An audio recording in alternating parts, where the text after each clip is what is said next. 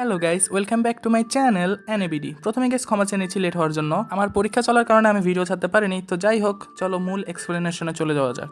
তারপরে আমরা দেখি যে এরা মে সিটিতে এসে পড়ে, যেখানে উডুলফ এদেরকে বাই বলে তার এই বড় জিনিসটাকে নিয়ে ওখান থেকে চলে যায়। আর ভ্যাসও বুঝে যায় যে উডুলফ সত্যিকারে অনেক স্ট্রং আর কুল একটা লোক। আর তারপর না কিছু সপ্তাহ পরে ভ্যাসের সাথে উডুলফের আবার দেখা হয়। সে একটা ছোট রেস্তোরাঁয় কাজ করতেছিল। কেন? কারণ এই রেস্তোরাঁটা একটা মহিলা ও তার ছোট ছেলে মিলে চালায়, যেটা ওর হাজবেন্ডের ছিল, যে এদেরকে ছেড়ে ওইখান থেকে কোথায় জানি চলে গেছে। কিন্তু এই মহিলাটার উপরে যেহেতু অনেক বেশি ঋণ ছিল, এই কারণে একে এবং এর ছেলেকে অনেকগুলো গুন্ডা বিরক্ত করত। আর এই কারণেই উডুলফ এদেরকে সাহায্য করতেছিল।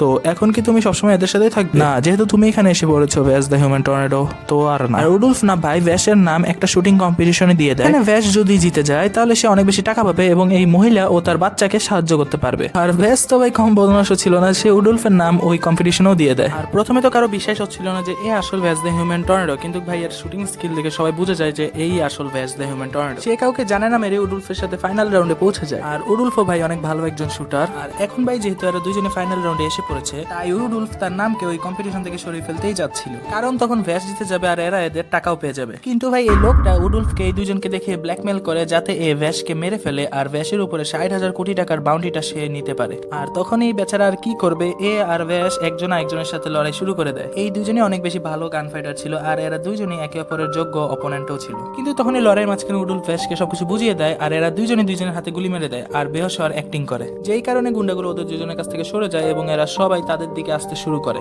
আর তখনই এই দুইজন উঠে দাঁড়ায় আর ওদের সকলের সাথে লড়াই শুরু করে দেয়। আর তখন আমরা দেখি যে উডুলফ তার সিক্রেট ক্রস ওয়েপেনটা ব্যবহার করতেছে, যেটা অসাধারণ ছিল ভাই। এ অনেক ভালো মানুষ ছিল এবং এর একটাই মিশন ছিল যে দুনিয়ার কোনো বাচ্চাই যাতে সাফার না করে, যেমনটা এ করেছিল। আর আমাদের ব্যস্ত ছিল স্ট্রং আর উডুলফ অনেক ভালো গানম্যান ছিল, তাই এই দুইজন একসাথে ওই সকলের হাল খারাপ করে দেয় এবং তখন ওই লোকটার কাছ থেকে ওই কম্পিটিশনের বিজয়ী হওয়ার টাকাটাও নিয়ে নেয়। আর এভাবে ভাই এরা এই মহিলা আর এর বাচ্চাকে সাহায্য করে দেয়। আজকের জন্য ভাই এতটুকুই থাক। পরের ভিডিও ভাই আমি খুব শীঘ্রই আনার চেষ্টা করবো, যদি যদি যদি তোমরা এই ভিডিওতে 5টা কমেন্ট করো। তাই যা পারো A B C D সব কমেন্ট করে দাও। আর ততদিনের জন্য সুস্থ থাকবে। Bye bye.